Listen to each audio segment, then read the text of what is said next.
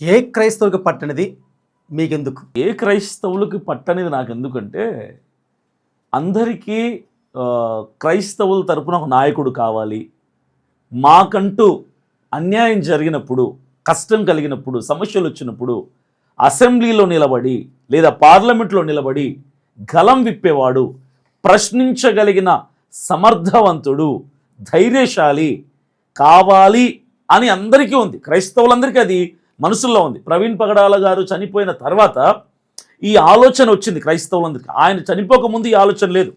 క్రైస్తవులు ఎలా ఉండాలంటే, మనకు రాజకీయాలు అవసరమా, మనకు రాజకీయాల్లోకి వెళ్ళాల్సిన అవసరం ఏముంది, అసెంబ్లీతో మనకేం పని, పార్లమెంటుతో మనకేం పని, ఓటు వేయటం వరకు మన బాధ్యత అనుకునే వాళ్ళు ప్రవీణ్ పగడాల మరణం తర్వాత క్రైస్తవులకు జరిగిన అన్యాయాన్ని బట్టి ప్రభుత్వాలు మనకు పక్షంగా లేవు, నాయకులు మనకు ఫేవర్గా లేరు, క్రైస్తవుని తక్కువ చూపు చూస్తున్నారు, క్రైస్తవుడు అణిచివేయబడుతున్నాడు, కాబట్టి మనకు ఒక నాయకుడు కావాలి అన్న భావనలోకి అందరూ వచ్చారు.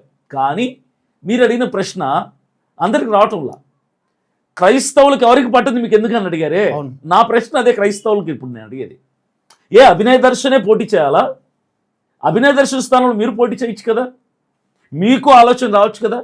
ఎంతసేపు అందరూ మా క్రైస్తవుల్లోంచి ఒక నాయకుడు కావాలి, మాకంటూ ఒక నాయకుడు కావాలి, మా క్రైస్తవుల్లో ఒకడు అసెంబ్లీకి వెళ్ళాలి, మా క్రైస్తవుల్లో ఒకడు పార్లమెంట్కి వెళ్ళాలి అనడమే తప్ప ఆ వ్యక్తిని నేనెందుకు కాకూడదు, ఈ అవేర్నెస్ తీసుకురావడానికి నేను ఈరోజు అడుగేస్తాను. ఓకే, అంటే వాళ్ళని మోటివేషన్ చేస్తూ, వాళ్ళని మోటివేట్ చేస్తాను, వాళ్ళలో ఒక అవేర్నెస్, ధైర్యం నింపడానికి వస్తున్నాను. ఇప్పుడు మీరు అన్నారు ఎవరికి పట్టంది మీకు ఎందుకని, నేను అదే అంటున్నా.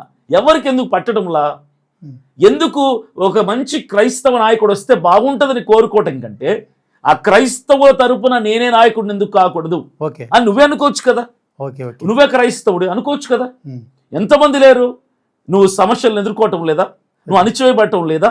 ఎందుకు ఇబ్బందులు ఎదుర్కోవటం లేదా? నువ్వు ఎందుకు ఎవడో వస్తాడు ఎంతసేపు ఎదురు చూడటం వలన ఉపయోగం ఉండదు కదా. ఈరోజు అభినయ్ దర్శన్ అనే నాకు వచ్చినటువంటి ఆలోచన, నాకున్న ఈ ధైర్యం, నేను చేస్తున్న ఈ డేర్ స్టెప్ మీరు కూడా చేయగలగాలి, ప్రతి క్రైస్తవుడు చేయగలగాలి. నేను మీడియా ముఖంగా అదే చెప్తున్నా. ప్రతి క్రైస్తవుడికి రావాల్సిన ఆలోచన ఏంటంటే, నేనెందుకు నిలబడకూడదు, నేనెందుకు అసెంబ్లీకి వెళ్ళకూడదు, నేనెందుకు పార్లమెంట్కి వెళ్ళకూడదు, నేనెందుకు పోటీ చేయకూడదు, నేనెందుకు క్రైస్తవుల తరపున ఒక అధికారంలో కూర్చోకూడదు, సింహాసనాన్ని అధిష్ఠించకూడదు అని మీకు ఆలోచన వచ్చిన రోజున క్రైస్తవత్వం ఎత్తుకెదుగుతుంది. అంతవరకు అణిచివేయబడుతూనే ఉంది. నేను చెప్తుంది అదే. అభినయ్ దర్శన్ ఈరోజు జూబ్లీ హిల్స్ ఎన్నికల్లో పోటీ చేస్తున్నాడు. ఈ ఒక అవేర్నెస్ క్రియేట్ అవ్వాలి క్రైస్తవుల్లో. అంటే రానున్న ఎలక్షన్స్ లో మేము కూడా అభినయ్ దర్శన్ లాగా పోటీ చేయాలి. అంటే ఇంతవరకు క్రైస్తవులని పిరికివారు అనే భావన కలుగుతూ ఉంది. పిరికి వాళ్ళగా భావన కలగటం కాదు, పిరికి వాళ్ళలాగా మన పాస్టర్లు తయారు చేశారంటారు. మొత్తం మన పాస్టర్లు 100కి 90 మంది పాస్టర్లు సంఘాల్లో ఉన్నటువంటి క్రైస్తవులందరినీ చేతకాని వాళ్ళలాగా, చవటల్లాగా, మీకు రాజకీయాలు అవసరం లేదు, అసెంబ్లీలు పార్లమెంట్లతో మనకు పని లేదు, ఓటేయండి అని చెప్పడం నేర్పించారు. అంతే. ఎవడను కొడితే కొట్టించుకోండి, తిడితే తిట్టించుకోండి, ఉమ్మితే ఉమ్మించుకోండి, అన్యాయం జరిగితే తలదించుకొని వెళ్ళిపోండి, అంతే తప్ప అన్యాయాన్ని ప్రశ్నించండి అని పాస్టర్లు నేర్పించాలా.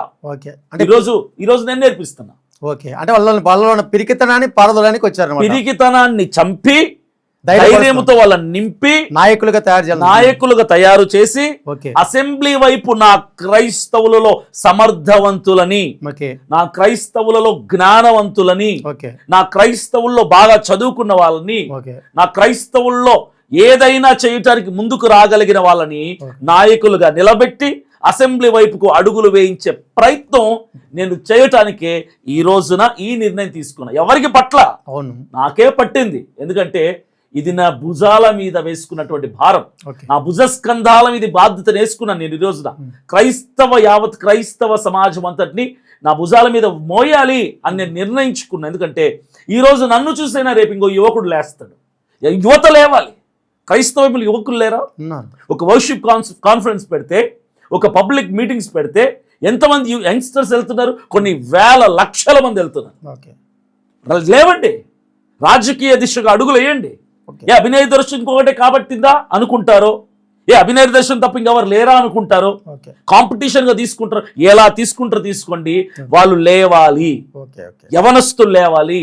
క్రైస్తవ సంఘాల్లో నుంచి యవనస్తులు, యంగ్స్టర్స్, యువకులు లేవాలి.